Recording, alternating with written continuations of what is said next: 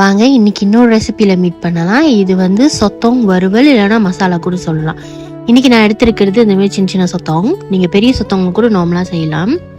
So as usual ingredients என்னென்ன பாய்க்கிறேன், என்னென்ன powder பாய்க்கிறேன் எல்லாமே நான் உங்களுக்கு கேப்ஷனில் கொடுத்துருக்கேன். எப்படி செய்யணும்னு இந்த வீடியோவில் பார்த்து நீங்கள் செய்யலாம். இன்னொன்று, நம்ம வந்து சொத்தம் சமைக்கும் போது எப்பவுமே நீங்கள் தண்ணி அறவே பாய்க்காதீங்க.